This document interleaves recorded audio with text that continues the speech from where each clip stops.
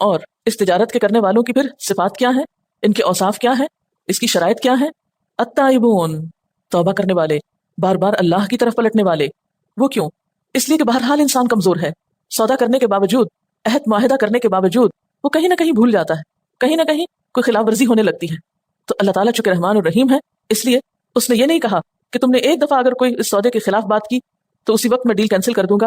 نہیں، میں تمہیں پھر مہلت دیتا ہوں، پھر مہلت دیتا ہوں کہ تم اگر ذرا بھی دائیں بائیں ہو تو فوراً اپنے ٹریک پہ آ جاؤ، فوراً اپنے عہد کو نبھاؤ۔ التائبون، فوراً پلٹو۔ جنت کے خریدار تو کثرت سے توبہ کرنے والے ہوتے ہیں۔ نبی صلی اللہ علیہ وسلم نے فرمایا استغفروا ربکم ثم توبوا الیہ واللہ انی لاستغفر اللہ واتوب الیہ 100 مرہ۔ لوگو اپنے رب سے بخشش طلب کرو اور اس کی طرف پلٹ آؤ۔ اللہ کی قسم میں اللہ سے استغفار اور توبہ کرتا ہوں دن میں 100 بار۔ کچھ غلطیاں ایسی ہوتی ہیں کہ جس کے بعد اگر نیکی ہو جائے تو اس غلطی کو مٹا دیا جاتا ہے، لیکن بہت سے گناہ ایسے ہوتے ہیں کہ جن پر شعور کے ساتھ جب تک توبہ نہ کی جائے، انسان پلٹ نہ آئے، اس وقت تک بات نہیں بنتی۔ العابدون، عبادت گزار، اور عبادت میں ساری زندگی کی اطاعت شامل ہے۔ اور کبھی بھی کوئی گناہ ہو جائے، غلطی ہو جائے تو توبہ کے ساتھ ہی پھر عبادت ضروری ہے۔ صرف زبانی استغفار کافی نہیں، اس کے بعد صدقہ خیرات کرنا، نفل پڑھنا یا کوئی بھی نیکی کا کام کرنا ضروری ہے، تاکہ جو نقصان ہم نے کیا اپنے اس معاہدے میں اس کو فوری طور پر درست کر لیا جائے، اس کو پورا کر لیا جائے۔ پھر اور کیا شرط ہے اس سودے کی؟ الحامدون، حمد و ثنا کرنے والے، شکر گزار لوگ، اللہ کا ذکر اور شکر کرنے والے، ہر حال میں اللہ کی حمد و ثنا کرنے والے۔ وہ صرف اپنی نمازوں کو ہی کافی نہیں سمجھتے، وہ عبادت صرف نماز روزے کی حد تک ہی نہیں سمجھتے، بلکہ ان کی تو ساری زندگی عبادت ہوتی ہے۔ وہ تو ہر چھوٹی بڑی بات پر اللہ کی طرف پلٹ کر اللہ کی حمد و ثنا کرتے ہیں، اس کی تعریف کرتے ہیں، الحامدون ہوتے ہیں۔ اور پھر صرف جسمانی عبادت اور زبانی شکر ہی نہیں کرتے، بلکہ السائحون، سیاحت کرنے والے ہیں، زمین میں گردش کرنے والے ہیں۔ اور یہ سیاحت ان کی محض انٹرٹینمنٹ کی خاطر نہیں ہوتی، محض دنیا میں گھومنا پھرنا نہیں، کیونکہ ساحہ یسیحو کا مطلب ہوتا ہے زمین پہ چلنا پھرنا، اور یہاں صرف لغوی سیاحت نہیں بلکہ اصطلاحی سیاحت مراد ہے۔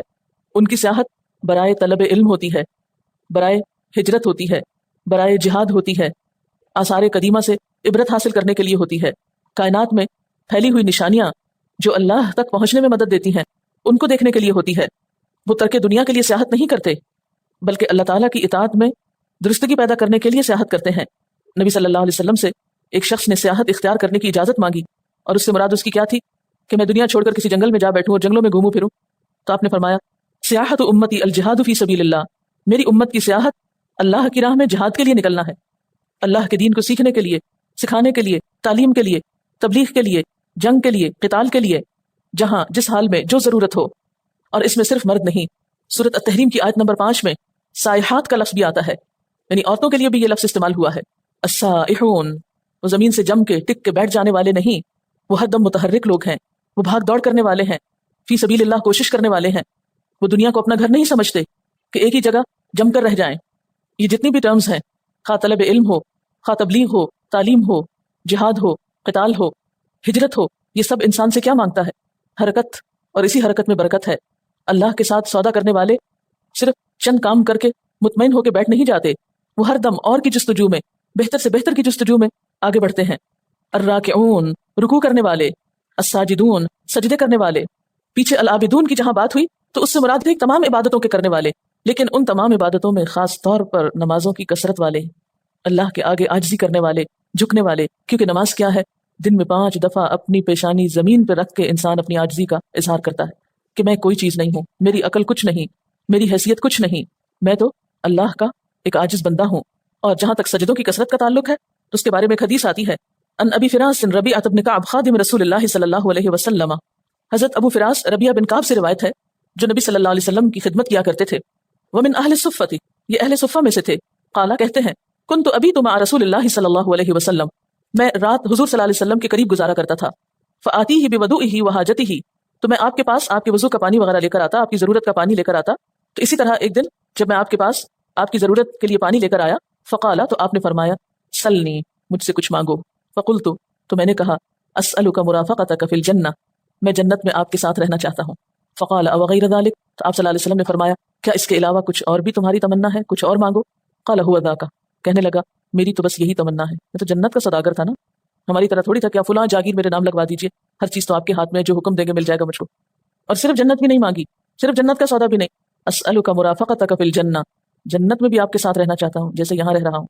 تو اس پر آپ صلی اللہ علیہ وسلم نے یہ نہیں کہا کہ ہاں ٹھیک ہے تم میری خدمت کرتے ہو، میرا پلو پکڑا ہوا ہے تم نے تو میرے ساتھ ہی جنت میں جاؤ گے. آپ نے فرمایا فأعنی علی نفسک بکثرۃ السجود، تو پھر میری مدد کرو اپنی ذات پر سجدوں کی کثرت سے. یعنی اگر میرے ساتھ جنت میں جانا چاہتے ہو تو پھر سجدوں کی کثرت کرنی ہوگی. تو جو لوگ فرائض بھی پورے نہ کریں، جن کے فرائض میں بھی کمی ہو، وہ سجدوں کی کثرت کہاں سے لے کر جائیں گے؟ جو فرض نماز تک میں کوتاہی کرتے ہوں پھر وہ باقی سب کچھ کہاں سے کریں گے؟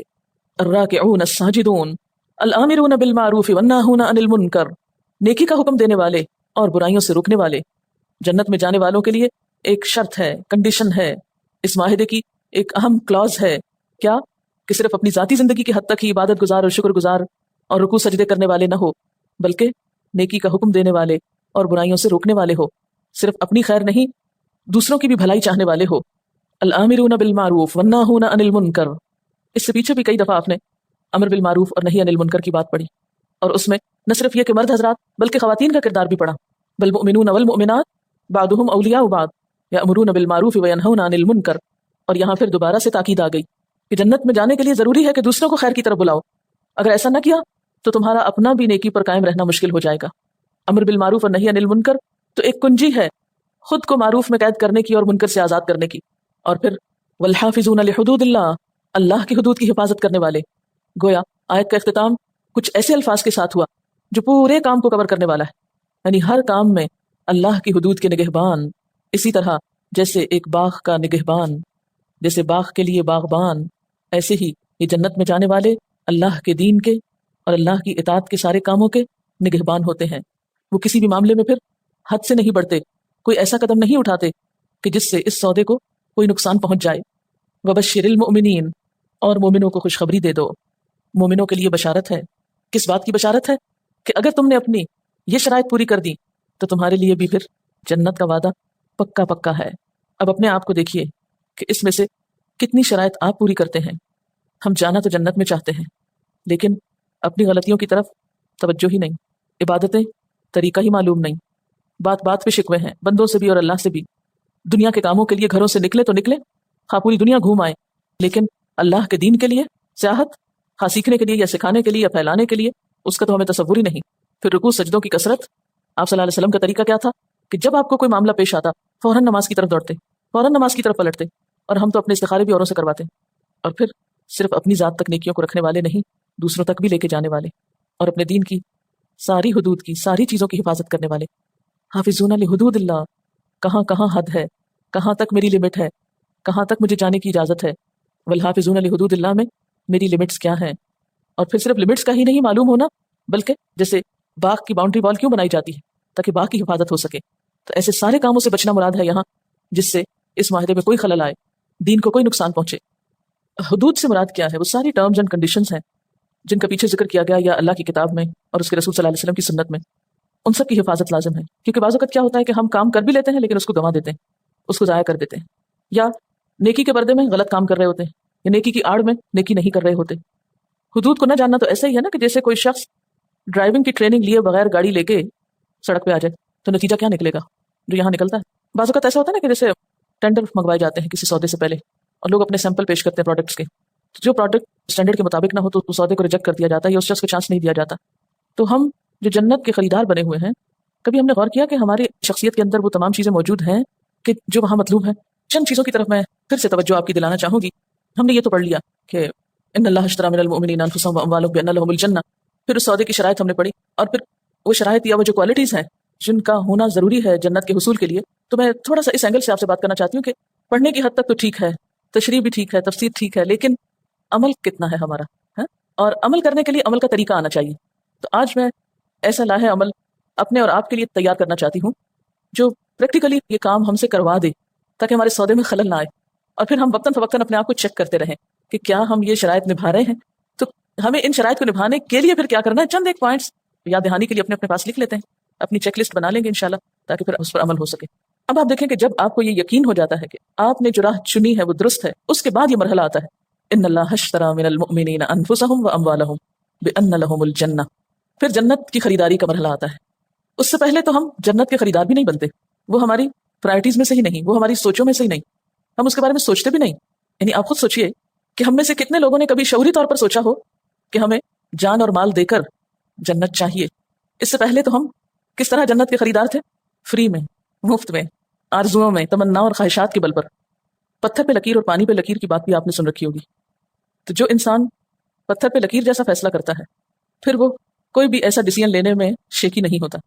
اسے پتا ہوتا ہے کہ میں نے سوچ سمجھ کر فیصلہ کیا، میرا کوئی نقصان نہیں ہے، مال اور جان دے کر کچھ نہیں بگڑتا. لیکن اگر مضبوط بنیاد نہیں تو کسی بھی شخص کی بات آپ کو فوراً اپنے سودے سے پھیر دے گی. کئی سودے آپ کر کے پھر جاتے ہیں نا، پھر آپ پھریں گے نہیں اس سودے سے. پھر آپ دیکھیں کہ اگر ہمارے پاس کوئی بیچنے والی چیز ہو اور ہم اس کو بیچے نہیں تو کیا ہوتا ہے. مثلا یہ ریڈی پر آپ دیکھتے ہیں کہ طرح طرح کے فروٹ پڑے ہوتے ہیں، تو جو مالک ہوتا ہے اس کی کیا تمنا ہوتی ہے؟ جلدی سے بک جائے تاکہ مجھے فائدہ ہو. اگر یہ میں نے بیچی نہیں تو کیا ہوگا؟ خراب ہو جائے گی. چلیے تھوڑی دیر کے لیے ہم بھی سوچ لیں کہ ہم نے اگر اپنا مال اور اپنی جان اللہ کو نہیں دی، کہاں بچا کے لے جائیں گے؟ کہیں بچا کے سنبھال کے رکھ لیں گے اس کو؟ جان بھی جائے گی، مال بھی جائے گا. ایک وقت آئے گا کہ یہ دونوں چیزیں آپ کو دینی ہی پڑیں گی یا آپ سے لے لی جائیں گی. تو بہتر نہیں کہ اس سے پہلے کہ وہ یوں ہی لے لی جائیں، آپ کیا کریں؟ خوشی سے بیچ ڈالیں. بعض اوقات ایسا ہوتا ہے کہ لوگ اپنے پیسے بینکوں میں رکھتے ہیں اور کبھی فورن کرنسی اکاؤنٹ جو ہوتے ہیں وہ فریز ہو جاتے ہیں، حالانکہ اس سے پہلے ان کی بہت اچھی قیمت مل سکتی ہوتی. تو ایسے میں اس شخص کی حسرت کا کیا اندازہ ہوگا جس کی عمر بھر کی کمائی آن کی آن میں اس کے ہاتھ سے گئی. بالکل اسی طرح اگر ہم رائٹ ٹائم پہ رائٹ ڈیسیژن نہیں کرتے اپنے مال اور جان کے بارے میں تو کیا ہوگا؟ کیا ممکنہ صورت ہو سکتی ہے خدا نہ خواستہ کسی حسرت و یاس کی، اور کل قیامت کے دن بیٹھ کے ہم پھر سوچیں گے کاش میں اس کو اس جگہ لگا کے آتی کہ جس کا بدلہ آج وہ مجھے ملتا جو فلاں اور فلاں کو مل رہا ہے. وہ کتنے عقل مند تھے جنہوں نے یہ فیصلہ کیا تھا اور میں نے اس کو بچا کے کیا نقصان کیا. آج جس کوشش کو ہم چھوٹا سمجھتے ہیں، آج جس کام کو ہم حقیر سمجھتے ہیں، اور یہ سوچ کے کون اتنا انتظار کرے کہ 10 سال بعد یہ چیز ہمارے سامنے نفع کی شکل میں آئے، تو ہم اس پہ کوئی سٹیپ نہیں لیتے. لیکن ایک وقت آتا ہے کہ پھر حسرت و یاس کے سوا کچھ نہیں ہوتا. اس وقت انسان پچھتاتا ہے کاش وہ وقت لوٹ آئے اور میں اپنا ڈیسیژن بدل لوں. بعض اوقات ایسا بھی ہوتا ہے کہ مثلا آپ کے پاس کوئی گولڈ کی چیز ہے، آپ سوچتے ہیں میں اس کو بیچ کے فلاں کام کر لوں، فلاں جگہ انویسٹ کر دوں یا کوئی بھی چیز اس سے لے لوں. اب میں سستی کے حوالے سے تھوڑی سی بات کروں. اب محض اس میں سستی کر جاتے ہیں، اچھا آج نہیں، کل نہیں، پرسوں. ہوتا کیا ہے؟ اچانک وہ چیز کھو جاتی، وہ زیور کہیں پہن کے گیا، گر گیا. اس وقت دل کا کیا حال ہوتا ہے؟ اس وقت آپ سوچتے ہیں کاش میں اس کو بیچ ڈالتی اور اس کے بدلے فلاں چیز خرید لیتی جو اس وقت میرے کام تو آتی اور وہ یوں گم بھی نہ ہوتی اور میری فلاں مشکل بھی آسان ہو جاتی. لیکن اس وقت حسرت و یاد سے کچھ بھی نہ ہوگا. آج اگر ہم سستی کرتے ہیں اور وہ شرائط پوری نہیں کرتے اس سودے کی جو اللہ تعالیٰ ہم سے جنت کا کرنا چاہتے ہیں، تو یہ سستی کہیں بہت بڑی حسرتوں کا سبب نہ بن جائے. ایک اور بہترین خوبصورت بات اس سودے میں یہ ہے کہ جس سے ہم یہ سودا کر رہے ہیں اور جن چیزوں کے ساتھ کر رہے ہیں وہ ہیں بھی اسی کی، اور وہ ہمیں مہلت دے رہا ہے کہ میری دی ہوئی چیزوں کو دوبارہ مجھے دے کر اس سے بڑی چیز لے لو. تو ہم کہتے ہیں کہ نہیں، ہمیں یہی کافی. جب بھی کوئی بزنس کا نیا چانس ہوتا ہے تو آپ ہمیشہ دیکھتے ہیں پرکھ کر کے کتنے فیصد نفع ہوگا، کتنا پروفٹ ملے گا، اور عموماً وہاں لگاتے ہیں جہاں زیادہ سے زیادہ نفع ہو. لیکن پھر بھی کچھ یقینی بات نہیں ہوتی. دنیا میں کسی بھی سودے پر کسی وقت بھی کچھ ہو سکتا ہے، اس کا فائدہ زیادہ بھی ہو سکتا ہے اور اس پر نقصان بھی ہو سکتا ہے. لیکن اللہ تعالیٰ کے ساتھ جب سودا کرتا ہے انسان تو پھر 100% منافع ہے، نقصان کا اندیشہ ہی نہیں. پھر آپ دیکھیں کہ دنیا میں جب ہم کسی اسکیم میں لگاتے ہیں تو ہمیں یہ ہوتا ہے کہ شاید اس سے بہتر کوئی اسکیم آ جائے. اللہ تعالیٰ کے ساتھ جب ہم یہ سودا کرتے ہیں تو اس سے بہتر اسکیم تو کوئی ہے ہی نہیں. اس کے بعد حیرت کی بات ہے نا کہ جب کسی انسان کے پاس انویسٹمنٹ کرتے ہیں، کسی انسان کو کچھ دیتے ہیں تو اس پر پھر بھی اعتماد کر لیتے ہیں کہ نہیں ہمیں منافع مل جائے گا. لیکن اللہ کے ساتھ یہ سودا کرتے ہوئے ہمیں یقین نہیں ہوتا، کیونکہ اگر یقین ہوتا تو پیچھے نہ رہتے. دنیا میں اگر کہیں بھی آپ کو پتا چلے کہ فلاں جگہ اتنا حلال پروفٹ آپ کو ملنے والا ہے، اگر مثلا 1 لاکھ دو گے تو 5,000 تم کو مہینے کا ملے گا، ہم میں سے کوئی پیچھے نہ رہے. لیکن آخرت جو کئی گنا زائد، اصل قیمت سے بھی بہت زائد منافع ملنے والا ہے، اس کے بارے میں ہم اللہ کی ذات پر بھروسہ ہی نہیں کرتے. یقین نہیں ہے ہم کو کہ اس کا وعدہ سچا ہے. حالانکہ اللہ تعالیٰ اس کے بعد کیا فرمائے؟ وَمَنْ أَوْفَىٰ بِعَهْدِهِ مِنَ اللَّهِ، اللہ سے بڑھ کے وعدہ بھی کس کا سچا ہوگا؟ اللہ تعالیٰ کے اس سودے کو سورۃ الصف میں براہ راست تجارت بھی کہا گیا ہے. یا ایھا الذین آمنوا هل ادلکم علی تجارۃ تنجیکم من عذاب علیم، اے لوگو جو ایمان لائے ہو، کیا میں تمہاری رہنمائی کروں اس تجارت کی طرف جو تم کو عذاب علیم سے بچا لے؟ یہاں جنت کی بشارت ہے، وہاں کیا ہے؟ یہ سودا کرو گے تو عذاب سے بچو گے. تؤمنون باللہ ورسولہ وتجاہدون فی سبیل اللہ باموالکم وانفسکم، اللہ تعالیٰ پر اور اس کے رسول پر ایمان لاؤ اور اللہ کی راہ میں اپنے مال اور اپنی جانوں سے جہاد کرو. وہاں بھی 2 ہی چیزیں مانگی، کرنسی کے 2 ہی سکے مانگے، اموال اور انفس. ذالکم خیر لکم ان کنتم تعلمون، یہ تمہارے لیے بہتر ہے اگر تم علم رکھتے ہو. یغفر لکم ذنوبکم ویدخلکم جنات تجری من تحتها الانہار ومساکن طیبۃ فی جنات عدن ذالک الفوز العظیم. اللہ تعالیٰ تمہارے گناہ معاف فرما دے گا اور تمہیں ان جنتوں میں پہنچائے گا جن کے نیچے نہریں جاری ہوں گی، اور صاف ستھرے گھروں میں جو جنت عدن میں ہوں گے. یہ بہت بڑی کامیابی ہے. وَأُخْرَىٰ تُحِبُّونَهَا نَصْرٌ مِّنَ اللَّهِ وَفَتْحٌ قَرِيبٌ، اور تمہیں دوسری نعمتیں بھی دے گا جس کو تم پسند کرتے ہو، وہ اللہ کی مدد اور جلد فتح یابی ہے. वबश्शिर المؤمنین، اس آیت کا اختتام بھی اسی طرح ہو رہا ہے، وبشر المؤمنین، مان جانے والوں کو خوشخبری، سودا کر لینے والوں کے لیے بشارتیں۔ یہ باتیں تو ہم نے پڑھ لی، لیکن اب ہمیں ذرا عملی کچھ پریکٹیکل ٹپس ایک دوسرے کو دینی ہے، مل جل کے مشورہ کرنا ہے کہ یہ صفات ہمارے اندر آئی ہیں کہ نہیں آئی، ہم شرائط پوری کر رہے ہیں یا نہیں، اور کون سا طریقہ ایسا اختیار کریں کہ ہم کو بھولے نہ یہ سب کچھ۔ ورنہ آج تو جذبات میں ہم کہہ رہے ہیں ہم نے جانے بھی دی، مال بھی دیے، یہ بھی کریں گے وہ بھی کریں گے، کل جب یہ آیتیں ہم مثلا اس سال تو آپ قرآن پڑھ رہے ہیں، اگلے سال ہو سکتا ہے آپ کی مصروفیات کچھ اس طرح کہ اتنا نہ پڑھنے کا موقع ملے جتنا اس سال پڑھ رہے ہیں، تو کہیں ایسا نہ ہو ہم یہ سب کچھ بھلا جائیں، ان لوگوں کی طرح نہ ہو جانا جنہوں نے اللہ کو بھلا دیا تو اللہ نے ان کو ان کے نفس بھلا دیے۔ اگر ہم نے سودے میں گڑبڑ کی تو وہاں سے بھی کانٹریکٹ ختم ہو جائے گا۔ پھر آپ دیکھیں گے اگر ہم یہ نہیں دیتے اپنا آپ اللہ کی راہ میں تو ہماری قیمت کیا ہے، ہماری ویلیو کیا ہے، کون پوچھتا ہے ہم کو؟ ایک عام انسان جس کی زندگی میں کوئی مقصد نہیں، اس کی کوئی ویلیو نہیں، اس کی کوئی قدر و قیمت نہیں۔ لیکن جب آپ قربانی کرتے ہیں تو آپ دیکھیں گے کہ دنیا میں بھی اور آخرت میں آپ کی اپنی ویلیو بڑھنے لگتی ہے۔ جیسے ایک شاعر کا شعر ہے، جب تک بکے نہ تھے کوئی پوچھتا نہ تھا، تو نے خرید کر مجھے انمول کر دیا۔ یعنی عرب لوگ جو تھے کوئی توجہ نہیں کرتا تھا ان کی طرف۔ حضرت عمر بعد میں روتے ہیں جب ان کے پاس ڈھیروں مال غنیمت آتے ہیں، کہتے ہیں عمر تو کیا تھا، تو ایک معمولی سا شخص تھا، بکریاں چراتا تھا، اونٹوں کی دمیں تیرے ہاتھ میں ہوتی تھی، تجھے لوگ ابن خطاب کے نام سے جانتے تھے، لیکن آج دین کی وجہ سے تجھے امیر المومنین کہا جانے لگا ہے۔ یعنی جو مال غنیمت وغیرہ ان کے قدموں میں لا کے رکھے تو وہ آنسوں سے لبریز ہو جاتے تھے کہ یہ سب عزت کس کی وجہ سے ملی؟ دین کی وجہ سے ملی۔ ہم سب بھی اپنے آپ کو دیکھیں کہ ہمیں کون پوچھتا تھا، ہماری کیا قیمت تھی، ہماری کیا سے تھی، لیکن جو ہم اللہ کے قریب ہوتے ہیں تو اچھے معنوں میں بھی اور بسا اوقات نیگیٹیولی بھی لوگ آپ کو اہمیت دینے لگے ہیں۔ چاہے کوئی آپ کو کرٹیسائز کرتا ہے تو بھی کیا ہو رہا ہے، آپ اہم ہیں ان کی نگاہوں میں، تبھی تو کرٹیسائز کر رہے ہیں، تبھی تو پوچھ رہے ہیں آپ کو، تبھی تو آپ کی طرف نگاہیں اٹھنے لگی ہیں کہ یہ کیا کرنے لگ گئی ہے۔ اب کیا ہوتا ہے، آپ سب کے ساتھ یہ تجربہ ہو رہا ہوگا، کوئی آپ کی تعریف کر رہا ہے تو کوئی آپ پہ تنقید کر رہا ہے نا، سب کے ساتھ، چاہے گھر میں، چاہے رشتہ داروں میں، دوستوں میں، کہیں نہ کہیں کچھ نہ کچھ آپ کو کمنٹس مل رہے ہیں۔ اس سے پہلے آپ کو کوئی پوچھتا نہ تھا، آپ سب کے لیے نارمل تھے۔ تو جو لوگ سودا کر لیتے ہیں، جو لوگ بامقصد ہو جاتے ہیں، پھر وہ خود بخود اہم بھی ہو جاتے ہیں، اور جس کی قدر و قیمت اللہ کی نگاہ میں ہو جائے پھر اللہ تعالیٰ دنیا والوں کے دل میں بھی اس کی محبت اتار دیتا ہے۔ اچھا پھر آپ دیکھیے پھر عملی صفات پہ آ جائے۔ ان صفات میں سب سے پہلی صفت یقاتلون فی سبیل اللہ کی آئی ہے۔ وہ کیوں؟ اس لیے کہ جو شخص جان دینے کے لیے نکل آتا ہے نا، وہ 100% وفاداری کرتا ہے۔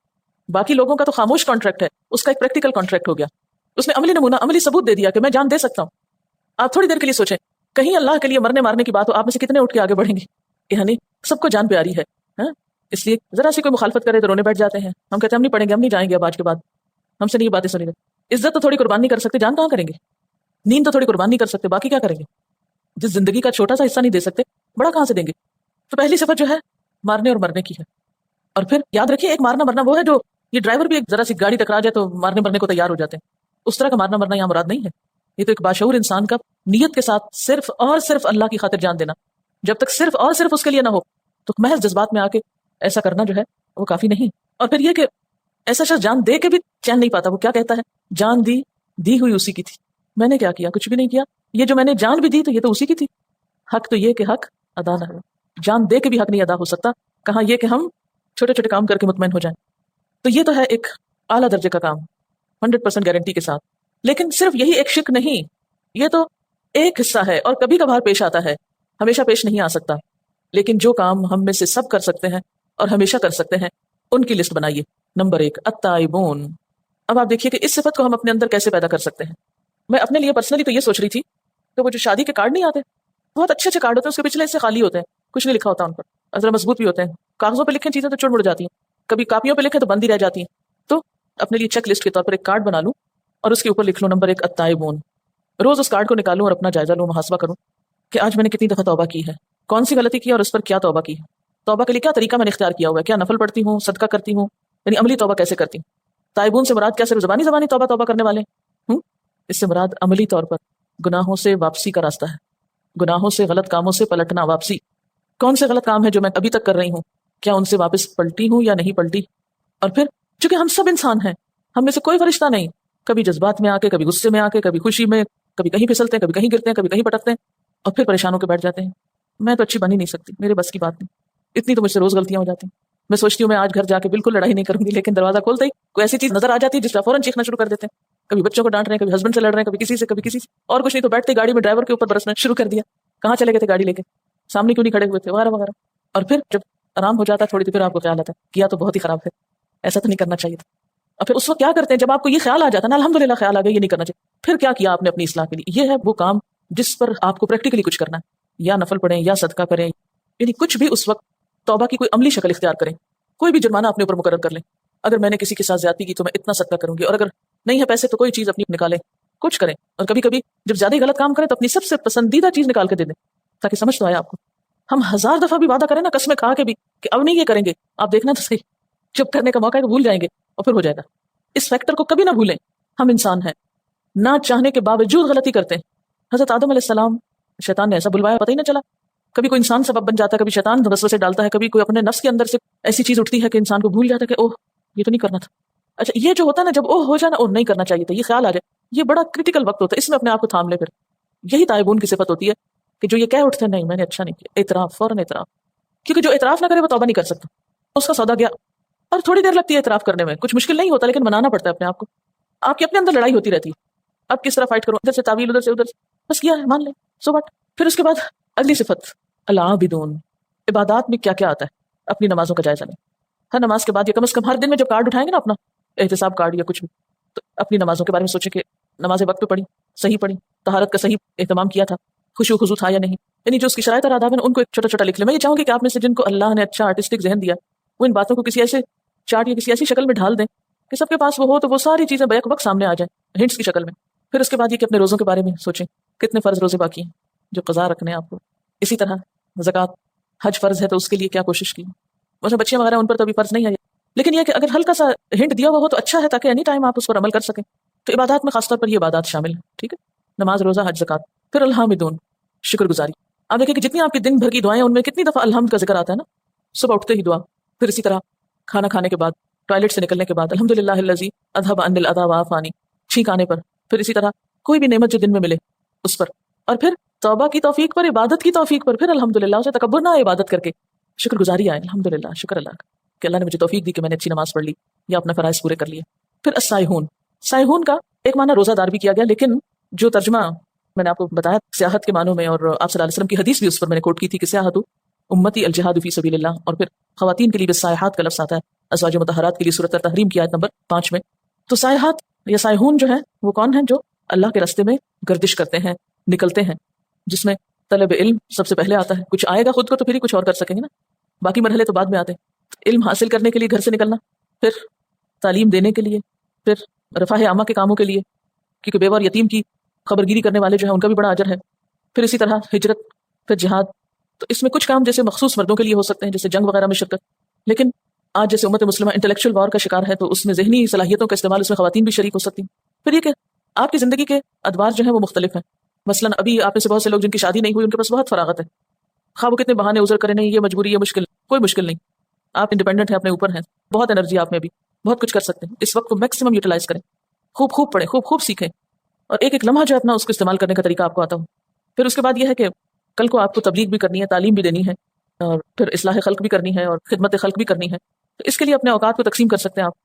پھر ہجرت اور جہاد، اور جس اصل میں نے کہا تھا کہ اگر بچوں کو آپ اسکول چھوڑنے جا سکتی ہیں تو مسجد کو نہیں چھوڑنے جا سکتی، یعنی مائیں اگر یہ اپنی ڈیوٹی سمجھتی ہیں کہ بچوں کو اسکول پہنچانا ہے تو بیٹوں کو کسی وقت مسجد تک بھی لے کے جائیں وغیرہ وغیرہ۔ پریکٹیکل اس میں کئی چیزیں آ سکتی ہیں، یعنی آپ اپنے بارے میں سوچیں، کیونکہ یہ لفظ صرف سائحون نہیں، سائحات الگ بھی ہے، مؤنث کے صیغے میں بھی قرآن میں، تو یہ صفت آپ کے اندر کیسے ہو سکتی، کہاں کہاں آپ نکل سکتی ہیں، اور آپ کو یہ بھی پتا ہونا چاہیے کس کس کام کے لیے آپ نکل سکتی ہیں، کس کس کام کے لیے آپ کو گھر سے نہیں نکلنا چاہیے، کن حالات میں نکل سکتی ہیں، کن حالات میں نہیں نکلنا چاہیے، کیونکہ عورت کے لیے کچھ ریسٹرکشنز بھی ہیں، ان کا بھی آپ کو پتا ہونا چاہیے تاکہ آپ اللہ کی حدود نہ توڑ دیں، ٹھیک ہے نا۔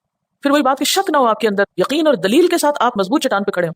پھر الراکعون، رکوع کرنے والے، اس سے مراد رکوع اور سجدوں کی کثرت بھی ہے، الراکعون الساجدون دونوں کو ملا کے بھی آپ کر سکتے ہیں، پلس یہ کہ اس میں عابدون کے بعد دوبارہ جب یہ چیز آئی ہے نفل عبادت کی طرف بھی توجہ ہو سکتی ہے، مزید عاجزی اور انکساری، کسی کے آگے دب جانا، جھک جانا، مار کھا لینا، ڈانٹ کھا لینا کسی کی، اور پھر کچھ نہ کہنا جواب میں، اس میں بھی کوئی حرج نہیں، کیونکہ جب آپ دین کے لیے اور اللہ کے لیے تواضع کرتے ہیں تو اس کے لیے حدیث میں بہت بڑا اجر بتایا گیا، من تواضع للہ رفعہ اللہ، جس نے اللہ کے لیے تواضع اختیار کی اللہ اس کو بلندی عطا کرے گا، جو اللہ کے لیے جھک جائے اللہ اس کو بلند کر دیتا ہے۔ وخفض جناحک للمؤمنین، نبی صلی اللہ علیہ وسلم کو کہا جا رہا ہے کہ اپنے کندھے مومنوں کے لیے جھکا کے رکھیں، اپنے ساتھیوں کے لیے عاجزی۔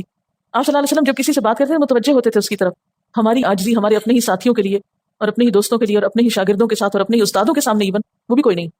ہمارے ہاں اسکولوں میں کیا ہوتا ہے یا ٹیچنگ سٹاف کا عموماً رویہ کیا ہوتا ہے کہ اتنے ڈومینیٹنگ لہجے میں بات ہوتی ہے ہمیشہ، ادھر آئیے، یہ نہ کیجیے، وہ نہ کیجیے، ایسے لگتا ہے ایک ایک ڈنڈا برس رہا ہے ایک ایک جملے کے ساتھ، کیونکہ بچپن سے وہ سب دیکھا ہوتا ہے وہی آئیڈیالائز کرنے لگتے ہیں۔ अनकॉन्शियसली हम वही कुछ कर रहे होते हैं क्योंकि बचपन से ही देख रहे हैं ना, तो हमारे अंदर भी रच बस जाता है वो सब कुछ। क्या अल्लाह के रसूल सल्लल्लाहु अलैहि वसल्लम से बड़ी शान थी किसी की? कोई नहीं बड़ा आपसे इंसानों में से, लेकिन आपका रवैया क्या था? आपको तो कभी ये खौफ नहीं आया कि नहीं अगर मैंने शागिर्दों के साथ नरमी की तो सर चढ़ जाएंगे? ये हमारे आज एक अजीब फलसफा है कि सर चढ़ जाएंगे। हजरत हसन और हुसैन रज़ी अल्लाह तआला अन्हु जब आप सल्लल्लाहु अलैहि वसल्लम नमाज पढ़ते थे तो लिटरली आपके पुष्प पे चढ़ जाते थे। बच्चों के साथ क्या मामला था आपका? हम क्यों इस खौफ में रहते हैं कि हमारे सर चढ़ जाएंगे, इसलिए इनके साथ सख्त रहो, नरमी से बात ना करो। किसी की सुने तो सही, क्या कहता है, सुनने की कोशिश तो करें, समझने की कोशिश तो करें। तो जब तक हमारे अंदर सुन्नत का इत्तिबा नहीं आएगा ना, कामयाबी नहीं हो सकती। तो राकिऊन साजिदून, ये कंधे, ये सर, ये पेशानी, सारे के सारे झुकवाए जाते हैं लिटरली दिन में 5 दफा। झुको, बेंड करो। तो जिस दिन में 5 दफा झुकने का ये एक्सरसाइज कराया जाए, वो फिर भी तकब्बुर में मुब्तला हो, फिर भी वो अकड़ी हुई हो, तो फिर तो वही है ना कि मिसाल बहुत खराब है कि अगर कुत्ते की दुम को 100 साल भी शीशे की नली में डाले रखे हैं तो निकालेंगे तो टेढ़ी की टेढ़ी होगी। ऐसे लोग जितनी भी रियाजतें कर लें, उनके ना लहजे में नरमी आएगी, ना उनके अंदाज में। आप सल्लल्लाहु अलैहि वसल्लम को क्या कहा जाए, इतनी जबरदस्त आयत मुझे लगती है, वख्फिज़ जनाहका लिल मुमिनीन। हालांकि दूसरी जगह क्या आया है, आम मुसलमानों के लिए अपने वालिदैन के लिए कंधे झुका के रखिए। यहाँ आप बड़े हैं और आपको कहा जा रहा है अपने से छोटों के लिए कंधे झुका के रखिए। क्या खूबसूरत तालीम है। फिजिकल पोस्चर है, बिल्कुल फिजिकल पोस्चर। यानी आपके जो सुनने का अंदाज होता था, आपकी जो तवज्जो का अंदाज होता था, उसको फॉलो करने की जरूरत है। जो मसनूई बैरियर्स हैं अपनी शख्सियत के आसपास, उनको काटने की कोशिश करें। हम सब किसी ना किसी दर्जे पर, सबसे पहले तो मैं अपने आप ही को कहूंगी, मैं ये बातें करके यकीन माने खुद को सुनाती हूँ क्योंकि मेरे से मुतल्लिक है, मुझे ये काम करना है, इसलिए कि सुख मैंने आपकी इस्लाह तरबियत की जिम्मेदारी ली हुई है। और उसके बाद आप सबसे भी यही कहूंगी कि जब भी आप दीन का काम करने लगे जरा झुक जाइए। कोई बात नहीं, अगर किसी ने आपको कुछ सख्त कह दिया, कुछ नारवा बात कर दी, कोई बात नहीं, फिर क्या हुआ, जान का सौदा किया हुआ है। यानी दुनिया का हमारे को मतलब हो तो हम कहते हैं ना, वो एक मशहूर मुहावरा है कि गधे को भी उस्ताद बना लो, यानी खुशामद कर लो, यानी अपनी दुनिया के काम निकालने के लिए। दुनिया के काम निकालने के लिए लोग चापलूसियां करते हैं, खुशामदे करते हैं हकीर फायदों के लिए। मैं ये नहीं कहूंगी कि आप चापलूसी और खुशामद जैसे झूठे काम करें, लेकिन दीन के लिए सच्ची मोहब्बत के साथ अगर किसी से नरमी और मोहब्बत से पेश आए, क्या जाता है आपका? कुछ नहीं जाएगा। आजमा के देख लीजिए। बाज़ वक़्त ऐसा होता है ना, लोग आपको लाजवाब करने की कोशिश करते हैं, कहीं हराने की कोशिश करते हैं मजलिसों में, बहसों में। हार जाइए, हम हार गए, जीते हैं आप, कोई बात नहीं। इस हारने में ही जीत है।